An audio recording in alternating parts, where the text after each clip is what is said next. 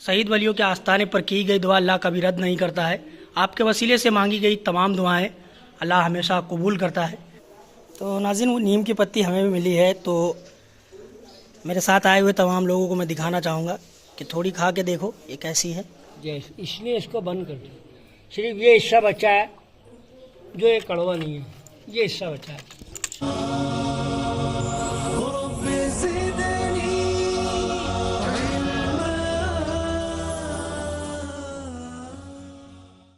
अस्सलाम वालेकुम नाज़रीन, आप हैं हमारे चैनल है स्टोरी ऑफ औलिया अल्लाह पर। तो नाज़रीन, इस वक्त हम तारागढ़ पहाड़ के रास्ते पर हैं और यहीं पर हज़रत पीर गैबन शाह रहमतुल्लाह ताला अलैह का आस्थाना मुबारक है और जिन्हें कि मीठा नीम वाले बाबा के नाम से जाना और पहचाना जाता है।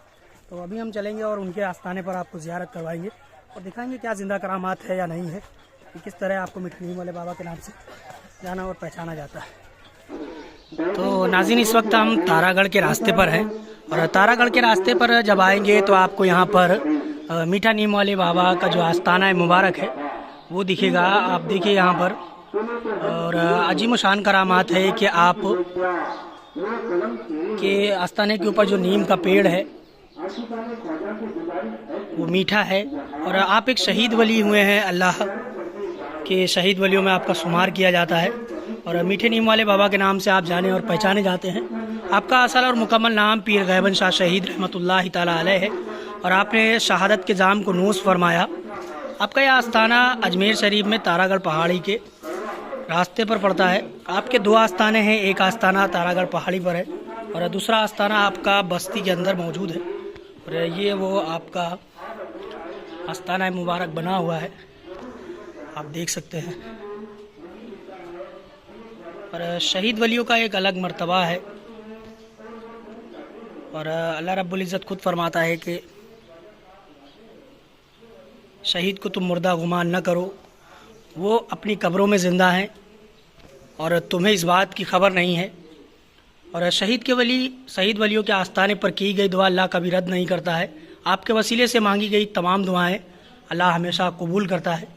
तो ये हज़रत पीर शहीद गैबन शाह रहमतुल्लाह ताला अलैह का वो खूबसूरत आस्थाना आप ज़ियारत कीजिए, जो कि अजमेर तारागढ़ पहाड़ी के रास्ते पर पड़ता है।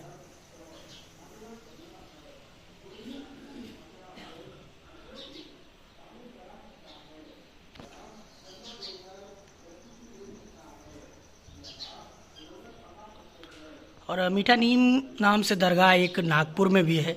हज़रत मीर जलालुद्दीन मीर सुर्ख रहमतुल्लाह ताला अलैह, आपको भी मीठा नीम के नाम से जाना और पहचाना जाता है।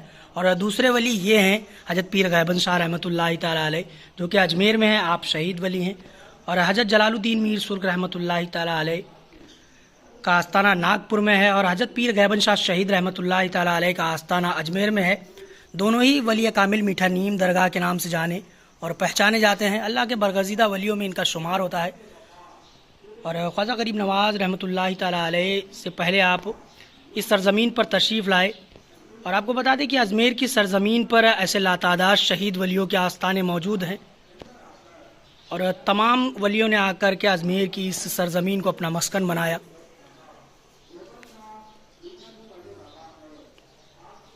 नीम शरीफ के जो गद्दी नशीन है वो इस वक्त यहाँ पर मौजूद है। हम उनसे भी बात करेंगे और जानना चाहेंगे कि हज़रत पीर गैबन शाह शहीद रहमतुल्लाह ताला अलैह के आस्थाने पर जो नीम का पेड़ मौजूद है उसकी क्या खुसूसियत है और अल्लाह ने अपने इस वली के सदक़े में उसमें क्या फ़ज़ाइल रखे हैं। तमाम लोगों में ये दरगाह मशहूर है और हिंदुस्तान के तमाम कोसों में इस दरगाह को जाना और पहचाना जाता है। और यकीनन अगर आप नाम लेंगे मीठा नीम दरगाह का तो लोगों के जहन में इस दरगाह का नाम सबसे पहले आता है। तो यहाँ के जो गद्दी नशीन साहब हैं वो हमारे रूबरू हैं, तो हम उनसे पूछना चाहेंगे कि हज़रत कुछ खुसूसियत हमें बताएँ। आपका नाम हज़रत शहीद पीर गैबन शाह बाबा है। आप सरकार गरीब नवाज़ के साथ तशरीफ़ लाए थे। जब आपका मुकाम गरीब नवाज़ ने, जैसे वो पीछे रुक गए थे, आपने कहा बरगद के पेड़ है वहाँ रुकिए, तो ये 5-7 मुरीद जो थे उनके वहाँ रुक गए। उसके बाद राजा की फौज ने क्या किया, इनको परेशान शुरू कर दिया और इनको झगड़ा शुरू कर दिया। तो आपको गुस्सा आ गया, आपने क्या किया, राजा की फौज के कई लोगों को कत्ल कर दिया। जब कत्ल कर दिया तो उनकी तादाद ज़्यादा बढ़ गई। आपका सर मुबारक ख्वाजा गरीब नवाज़ की दरगाह से भी 50 कदम दूर शहीद कर दिया गया। आप बगैर सर के दरगाह शरीफ से 2.5 दिन के झोपड़े होते हुए यहाँ तक आप तशरीफ ले आए। राजा की फौज ने जब देखा कि इस्लाम में मुसलमानों में ऐसे लोग हैं जो बगैर सर के जंग करते हैं, तो अल्लाह का हुक्म हुआ, आप यहाँ शहीद हो गए। आपको सरकार गरीब नवाज ने सर को वहाँ दफन करा, धड़ को यहाँ दफन करा। जब धड़ को दफन कर रहे थे उस टाइम ये नीम का पेड़ मौजूद था, जिसकी उम्र हम 850 साल से ऊपर मानते हैं, क्योंकि 810 साल गरीब नवाज को उर्स हो गए, इसलिए 800 साल से ऊपर मानते हैं। नीम के नीचे बैठ के सरकार ने अल्लाह से दुआ करी कि जो बारगाह की तरफ नीम आता है उसमें से कड़वापन ख़त्म हो जाए। जब कड़वापन ख़त्म हो गया, अल्लाह का इशारा हुआ, आपने मुरीदों से कहा कि इस नीम को तोड़ के खाइए। जब मुरीदों ने नीम तोड़ के खाया तो आप मुरीदों ने कहा ये कड़वा नहीं है। फिर आपने 2 रकात शुक्राने की नमाज पहले अदा करी, अल्लाह का शुक्र अदा किया। लोगों को बताया कि इस नीम की 7.5 पत्ती 9 काली मिर्च के साथ पीस के पानी में डाल के अगर कोई बीमार आदमी इस पानी को 21 दिन पिएगा, अल्लाह के हुक्म से गरीब नवाज की दुआ से उसको शिफा होगा। अगर कोई इनके वसीले से जायज़ दुआ मांगे, जैसे जायज़ दुआ में बच्चों की शादी नहीं होती है, किसी की औलाद नहीं होती है, जो भी जायज़ दुआ है, 7.5 पत्ते 9 काली मिर्च पीस के 7 पुड़िया बना के 7 जुमेरात 2 रकात शुक्राना नमाज पढ़ के जो भी जायज़ नियत करके इस पानी को पीता है, इंशाल्लाह उसकी दुआ कबूल होती है। ये सरकार का तोहफा पहले खुला हुआ था, पब्लिक तोड़ती थी, कोई मना नहीं था। 2006 में इसको जब गिरा दिया, उसके बाद इसको हमने बंद कर दिया और इस नीम को तोड़ के हम 40 दिन के बाद इस पे मजार शरीफ पे रखते हैं और रखने के बाद उसको सुखाने के बाद एक पैकेट में पैक कर देते हैं। उस पैकेट को हम जो मैं बात बता रहा हूँ उसके अंदर लिखा रहता है, उसका इस दरगाह पे कोई इनकम नहीं है, आमदनी नहीं है, या मैनेजमेंट के लिए हमारे को उस पैकेट को देना पड़ता है, उसका नजराना लेके हमारे को उस पैकेट को देना पड़ता है जो हमारे पास ये है। इसमें सारा डिटेल जो मैं बता रहा हूँ उर्दू, हिंदी और बांग्ला में लिखी रहती है। मेरा नाम हाजी चांद खां, चांद मियाँ पीर साहब, गद्दी नशीब, शहीद पीर गायब गैबन शाह बाबा है, मीठे नीम वाले बाबा।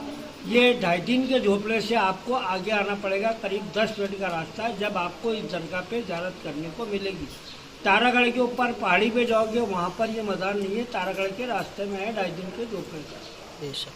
तो नाज़रीन, ये गद्दी नशीन साहब थे जिन्होंने हमें हज़रत पीर गैबन शाह शहीद रहमतुल्लाहि ताला अलैह से मुताल्लिक तमाम वो जानकारियाँ दी जो इस आस्थाने पर मौजूद हैं।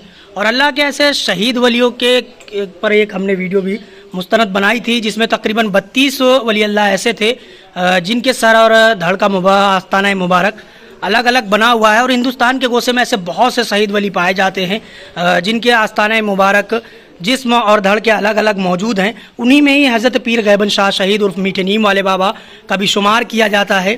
तो माशाअल्लाह ये खूबसूरत आस्थाना अजमेर में मौजूद है। तो नाज़रीन, वो नीम की पत्ती हमें भी मिली है, तो मेरे साथ आए हुए तमाम लोगों को मैं दिखाना चाहूँगा कि थोड़ी खा के देखो ये कैसी है। थोड़ी हमको भी दो यार।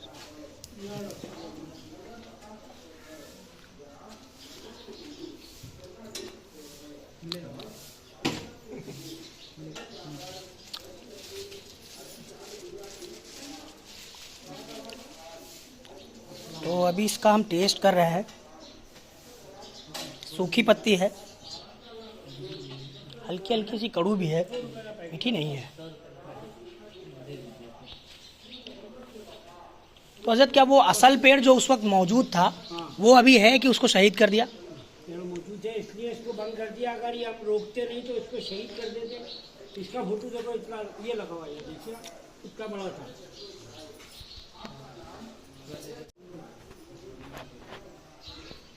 देखिए पेड़ इतना बड़ा था।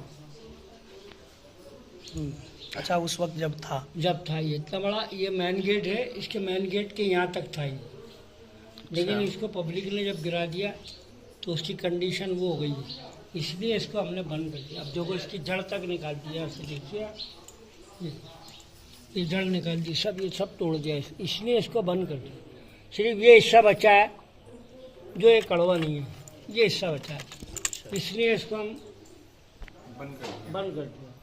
तो नाज़रीन, ये वो पेड़ है, अल्लाह के वलियों के तबरुकात में हमेशा शिफा रही है और उनके नामों से आप हमेशा शिफा पा सकते हैं। तो ये वो पेड़ है, तमाम लोगों ने अकीदत के सबब इसे छेड़ा इसके बाद ये ख़त्म ना हो जाए तो गद्दी नसीम साहब का कहना है कि हमने इसको जो है बंद कर दिया है ताकि ये सही सलामत रहे और अल्लाह के वलियों के अजीम शान करामात से लोग वाबस्ता और रूबरू होते रहे।